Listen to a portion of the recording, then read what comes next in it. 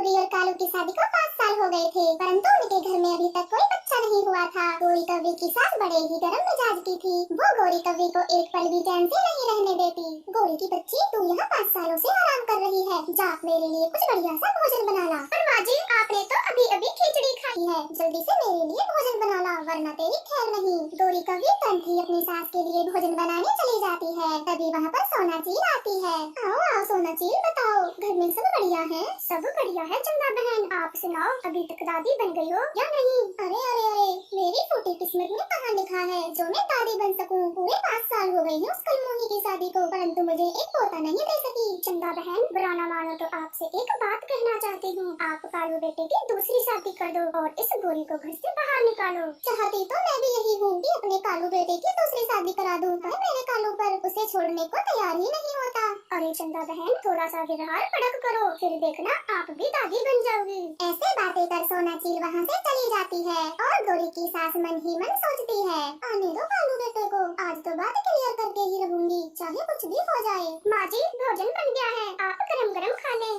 जा जा, मुझे नहीं खाना तेरा बनाया हुआ भोजन, मेरी नजरों से दूर हो जा, मैं तेरी शक्ल भी नहीं देखना चाहती। ऐसे बातें कर गौरी की सास चुपचाप लेट जाती है। फिर शाम को कालू कौवा घर आता है। माँ, भोजन खा लो, आप किस बात पर गुस्सा हो? कालू बेटा, आज तो फैसला होकर रहेगा, या तो अपनी पत्नी को घर से बाहर निकाल या फिर मुझे ही भगा दे, बुढ़ापे में कहीं भी गुजारा कर लूंगी। माँ, आप ये क्या बोल रही हो? मेरे लिए तो आप दोनों ही जरूरी हो, फिर मैं कैसे किसी एक को घर से बाहर निकाल सकता हूँ? अब ये फैसला तो तुझे ही करना होगा, या तो अपनी बूढ़ी माँ को घर से निकाल दे या अपनी पत्नी को, किसी एक को तो चुनना ही होगा। चंदा कव्वी की ये बात सुन के गौरी कव्वी कालू से कहती है, कालू जी, माँ जी को इस घर से कहीं भी जाने की कोई जरूरत नहीं है, मैं खुशी खुशी ये घर छोड़कर चली जाती हूँ। नहीं नहीं गौरी जी, आप कहाँ जाओगे? आपके तो मायके वाले भी नहीं हैं, मैं आपको कहीं नहीं जाने दूंगा। हो गया फैसला, अब हटो, मुझे ही जाने दो, कहीं भीख मांग कर गुजारा कर लूंगी। माँ, आपकी ये कैसी जिद है? ये जिद छोड़ दो और खाना खा लो। ठीक है, मैं तेरे कहने से ये जिद छोड़ देती हूँ, परंतु मेरी भी एक शर्त तुझे माननी होगी। हाँ हाँ माँ, मैं आपकी हर बात मानने को तैयार हूँ, आप बताएं। मेरे कालू बेटा, तू दूसरी शादी कर ले और मेरी दादी बनने की इच्छा पूरी कर दे। नहीं नहीं माँ, मैं दूसरी शादी नहीं कर सकता। बहू, अच्छे से कालू को समझा, फिर मुझे घर से निकाल दे, मैं कुछ देर के लिए नदी पर जा रही हूँ, आप दोनों सोच समझ कर फैसला करना। ऐसे बातें कर गौरी कव्वी की सास वहाँ से चली जाती है। वो सीधा अपनी सहेली सोना चील के घर जाती है। सोना चील, मेरा बेटा कालू शादी के लिए मान गया, अब बस जल्दी से मुझे चमेली कव्वी से मिला दे। अरे वाह चंदा बहन, आपने तो कमाल ही कर दिया, ऐसा भी क्या किया जो कालू इतनी जल्दी शादी के लिए मान गया? मैंने फंसाया ही ऐसा है उसे। मैं अभी आपको चमेली कव्वी के घर ले चलती हूँ। फिर वह दोनों चमेली कव्वी के घर चली जाती हैं। चमेली का पापा उनकी खूब खातिरदारी करता है। चमेली बेटी, आप देखने में तो बहुत खूबसूरत हो, प्यार से पाला है, तो इसलिए वे घर के कामों के बारे में कुछ नहीं जानते। शादी की बात करके वे दोनों वहाँ से चली आती हैं। चंदा अपने घर आ जाती है और अपने बेटी बहू से पूछती है, क्या फैसला किया है तुम दोनों ने? माँ जी, ये दूसरी शादी करने को तैयार है, आप कोई अच्छी सी कव्वी देख लें। अरे कालू बेटे, तू कहाँ है? मैं तो फूली नहीं समा रही, मैं कल से ही तेरे लिए कोई कव्वी ढूंढती हूँ। फिर चंदा कव्वी खुशी के मारे वहाँ से अपने कमरे में चली जाती है। गौरी जी, मैं ये दूसरी शादी नहीं करूँगा, चलो हम दोनों यहाँ से कहीं दूर चले जाते हैं। नहीं नहीं कालू जी, दोबारा ऐसा सोचना भी मत, आखिर माँ जी क्या गलत कर रही है? उनकी भी तो इच्छा है कि वो दादी बने और अपने पोते को खिलाएं। फिर चंदा कव्वी अपने बेटे की दूसरी शादी कर ही देती है और चमेली कव्वी को अपने घर बहू बनाकर ले आती है।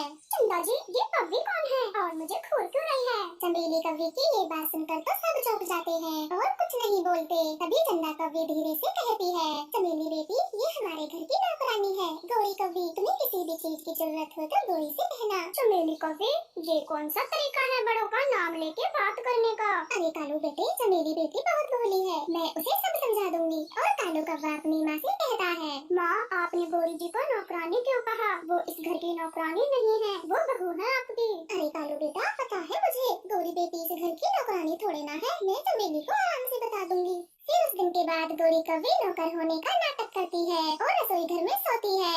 ऐसे ही कुछ समय गुजर जाता है। चमेली कव्वी को एक अंडा होता है, जिसे देखकर गौरी की सास तो फूली नहीं समाती।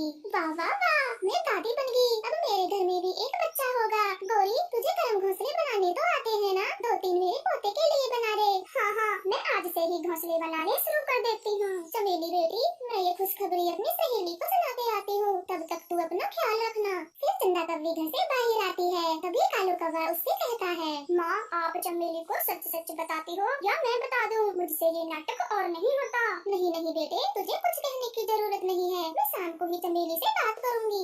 ये कहकर चंदा कव्वी अपनी सहेली सोना के घर आ जाती है और उससे कहती है, सोना बहन, अगर मैंने चमेली को बता दिया कि गौरी कालू की पहली पत्नी है तो वो अपने अंडे को लेकर चली जाएगी। चंदा बहन कुछ ऐसा कर जो ये गौरी घर में ही न रहे, फिर सब कुछ ठीक हो जाएगा। फिर चंदा कव्वी मन ही मन सोचती है, उस कलमुही को मेरा बेटा घर से बाहर तो नहीं जाने देगा, मैं गौरी को जान से ही खत्म कर देती हूँ, फिर सब अपने आप ठीक हो जाएगा।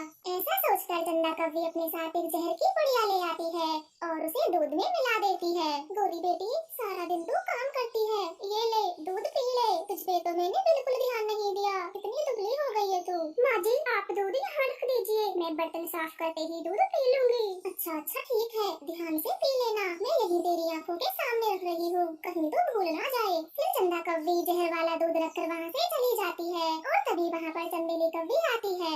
गौरी, तुमने मेरा रात का दूध क्यों नहीं दिया? पता है ना मुझे दूध पिए बिना नींद नहीं आती। मैम साहब, मैं ये बर्तन साफ करके आपको दूध देने के लिए ही आ रही थी, अब आप आ गए हैं तो ये गिलास का दूध ले जाएं।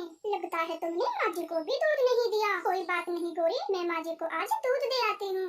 फिर चंदेली कव्वी वो जहर वाला दूध लेकर अपनी सास के पास चली जाती है और दूध पीने को कहती है। चंदा वो जहर वाला दूध पी लेती है। थोड़ी देर बाद चंदा की तड़प तड़प कर